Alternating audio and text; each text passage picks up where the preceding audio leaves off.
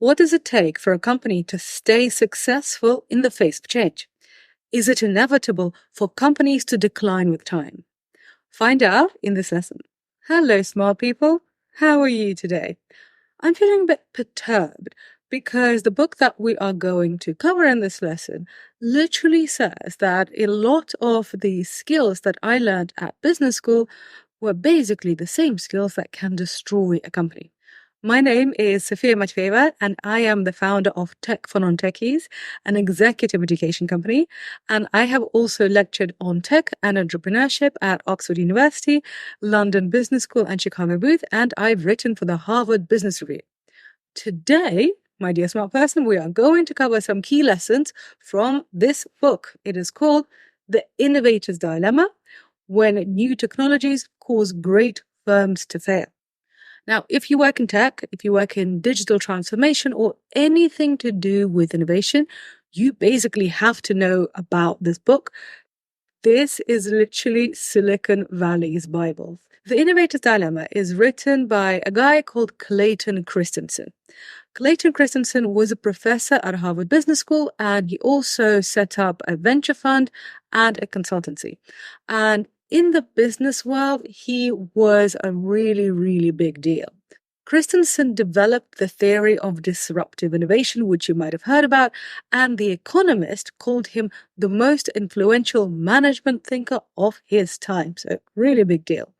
He passed away in 2020, and his ideas are still used as a guide by venture capitalists, by founders, and by companies that want to innovate. I'm going to be honest with you. I found this book quite hard to read.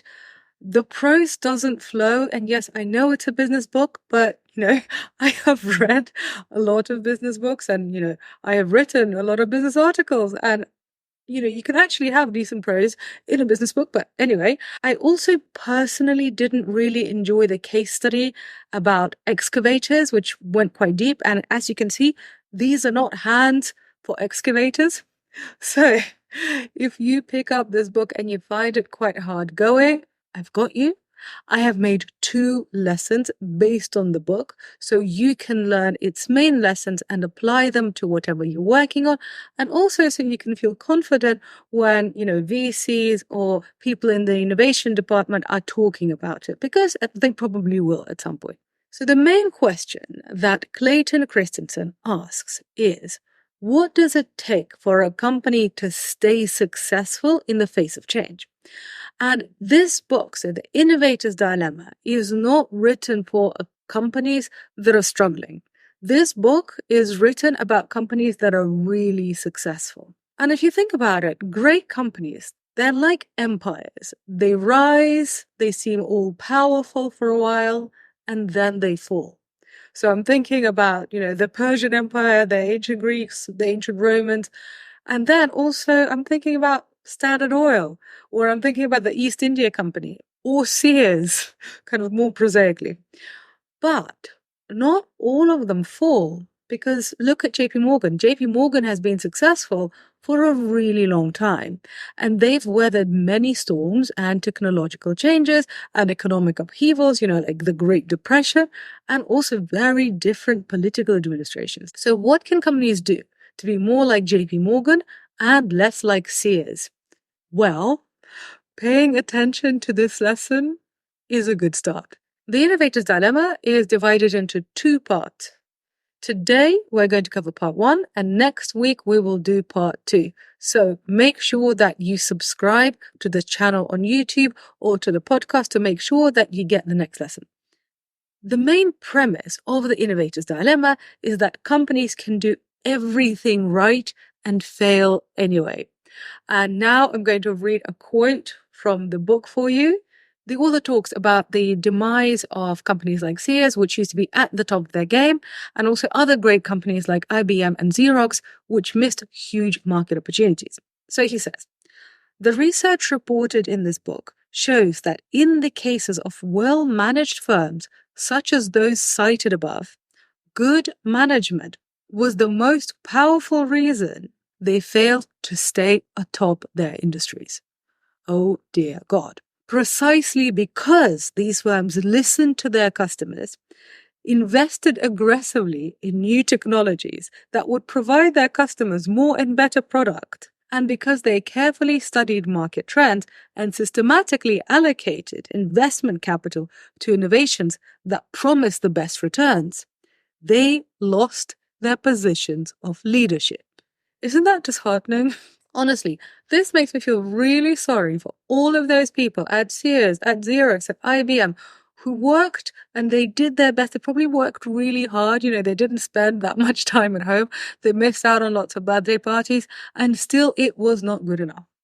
And this is the most important message from this book, because even if you forget the rest of this episode and you forget the next one, just remember this idea that traditional business skills are not all-encompassing. If you're already working in a successful business, then congratulations. But what got you here won't get you there. So why does this happen? Why can you do everything right and still drive a big, rich, successful company into the ground? The first part of the Innovator's Dilemma answers this question. And that's what we're covering in this lesson. Next week, we're going to cover what to do about it, and that's the second part of the book. So why do great companies fail in the face of technological change? Well, let's have a look at reason one.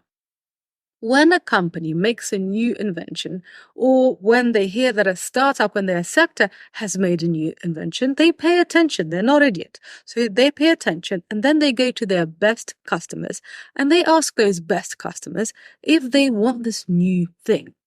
And usually what happens is that those customers don't want it. And so the firm makes the totally reasonable assumption that making it is going to be a bad idea because their best customers don't want it. So why does this happen? Why is there a startup making something that essentially, these big company customers don't want? Well, that's because disruptors usually make cheaper, crappier products at the start, and the top of the market doesn't want these cheaper products. Big established companies are usually working with customers at the top of the market. So basically customers that can afford the best. And they make products that are the most expensive to make, and also they sell at the highest margin. So the fancy customers of the big company don't want the cheaper thing that the startup makes. And the best illustration of this is Airbnb. And the case study of Airbnb is not in the book because Airbnb was founded in 2008, and that's ages after this book was published. But it is a great illustration of how the book's principles apply to businesses that most of you recognize. So when Airbnb was founded in 2008, it was advertising spare rooms and couches. Frankly, Airbnb was for broke people. The people who were using Airbnb back in 2010, for example, could not have afforded a room at the Marriott. So the Marriott didn't care about what Airbnb was doing. This is reasonable, right? Because Airbnb and the Marriott serve very different customer segments, and they were not competing. But Christensen says that eventually the innovator moves up market, and by then it's too late for the incumbent. And that's literally what happened with Airbnb and the hotel industry. You can actually now rent really nice apartments on Airbnb. And in fact, I got a stunning villa in Ibiza on Airbnb. And by the time that this started happening and the fancy hotels started noticing, it was too late. Yes, hotel groups have now moved into the home rental space, some of them, but by the time they did it, Airbnb was already the undisputed champion and had already changed the entire hotel industry. And this point is especially important for people who work in the startup ecosystem. So for the founders, for the investors, and for the strategic advisors who work with them like lawyers. Investors sometimes ask startup founders, why isn't the big company in your sector doing what you're doing? If the big company in your sector is not doing what you're doing, that means that there is no opportunity. Well, as you can see, this assumption is misguided. And if you hear this question, you can now understand why big companies often just don't see the threat coming until it's too late. And now let's move on to reason 2 of why successful companies fail using the strategies that made them successful in the first place. And for this, play a little game with me. Let's imagine that you are the senior vice president at a large blue chip corporate and you run a big division of that company. So you get paid loads of money, you fly business class, and your college classmates are basically really jealous of you. So, yay, well done. And your revenue target at work is $50 million per year. So basically, you're in charge of a unit, and that unit has to make $50 million per year. And for a large corporate, that's not really that much. But if you don't make that revenue target, you're going to lose your job. And so you're in this fancy big job, and then you hear about a new innovation in the marketplace, and you think it's cool. And then you want to see how it could work, and maybe you could even make it in your unit. Maybe it could actually redefine the industry. So you begin investigating. You run the numbers like any serious executive would. And what do you see? Well, you realize that the revenue from this new invention would be $1 million this year if you work really hard and if you're super optimistic. And also you see that the margins would be much smaller than for the thing that you're already selling. And then you think, well, even if I wanted to work on it, in the short term, doing so would be completely irrational. I could lose my job because, think about it, you only have 24 hours in the day, you have limited resources, and you have this massive target that you've got to hit. And you know that to make an entirely new thing would take a lot of effort. And, you put in all of this effort, and the reward wouldn't even be 1/50th, so it would be literally 1/50th of your target if everything goes perfectly right. So from this point, I just want you to see that it's super easy to make fun of the management of Blockbuster when they missed Netflix, or of Kodak when they dismissed the digital camera. But when you actually look closely at how successful companies are ran and the incentives that they have, it makes total sense. The revenues from a new invention are usually so tiny in comparison to what a big company makes that they basically don't bother pursuing it. And they take the strategy until it's too late. In the book, Christensen writes that many large companies adopt a strategy of waiting until markets are large enough to be interesting. And he says that often this is not a successful strategy. Waiting for a market to get large enough is not a successful strategy. And by the way, it's at this point that I've often seen people leaving really big, well-paid jobs in successful companies to pursue their own venture. And so this is why working in a big company can really be a great foundation for entrepreneurship, because you can gain a view that you just wouldn't as an outsider. And then you can see where the market is going and what the big players are missing out on. So that's an entrepreneurial trick for you. And now let's move on to reason 3 for why successful companies fail using the very strategies that make them succeed. Well, the fact is, it is really difficult to estimate how successful or impactful a new innovation is going to be. And this really trips up big companies and traditional investors like private equity firms. And that's why you need venture capitalists and you need angel investors to fund disruptive innovation. Again, look at Airbnb. Who in 2008 would have thought it was going to be a big thing? Most people didn't. And this is understandable. Big successful companies have sensible processes for allocating their capital because honestly, they wouldn't have become successful if they hadn't been tracking their cash. And this is the very thing that damages them when it comes to something disruptive and something really new. Here's what Christensen says about this in the book. Companies whose investment processes demand quantification of market sizes and financial returns before they can enter a market get paralyzed or make serious mistakes when faced with disruptive technologies. They demand market data when none exists and make judgments based upon financial projections when neither revenues nor costs can in fact be known. using planning and marketing techniques that were developed to manage sustaining technologies. And sustaining technologies are the opposite of disruptive technologies. Using planning and marketing techniques that were developed to manage sustaining technologies in the very context of disruptive ones is an exercise in flapping wings. So if you know people who have a very traditional MBA view of life, which I did before I went into the world of tech innovation and started a company, they might be making these mistakes. And, I used to work in a private equity firm, and I used to think in that very traditional MBA view of life, and the firm I used to work in is very successful. And my aim with this video is to help people like that. So my former self, and to help you, and to help other people who are in the traditional world or coming from the traditional business world to really understand disruptive innovation so you can succeed in the digital age. So if you have an ambitious friend who is working in a traditional business, then send them this video and help them learn something new and useful.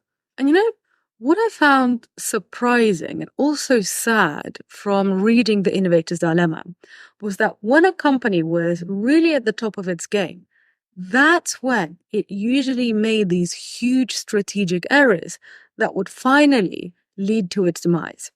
So, for example, Sears is one of the case studies in the book.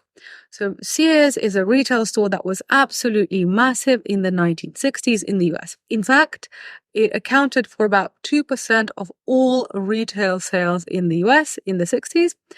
And the book quotes an excerpt from Fortune magazine from 1964, which calls Sears an extraordinary powerhouse of a company where everybody in the organization simply does the right thing. Literally, that's a direct quote, simply does the right thing.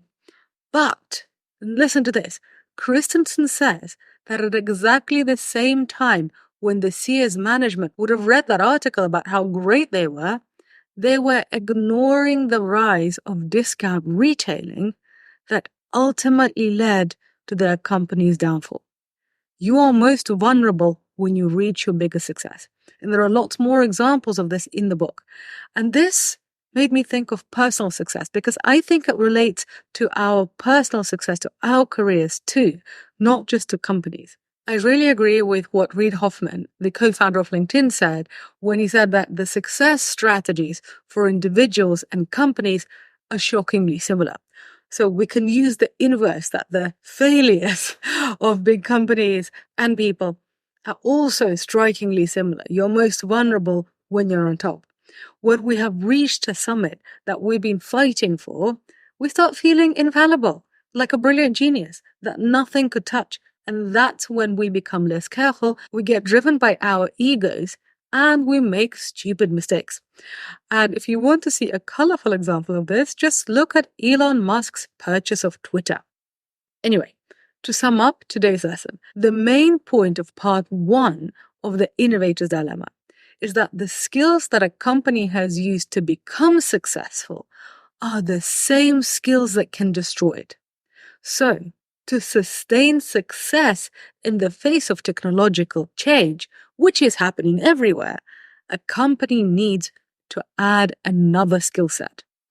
What got you here won't get you there. In next week's lesson, we're going to cover part 2 of the Innovator's Dilemma to see what those skills actually are. So make sure to subscribe to this channel to get the next lesson.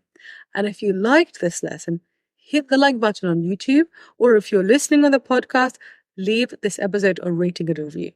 Your tiny thumb movement really does help my work get discovered by more smart people like you, and it helps them succeed in the digital age. And that's just great karma. See you in the next lesson.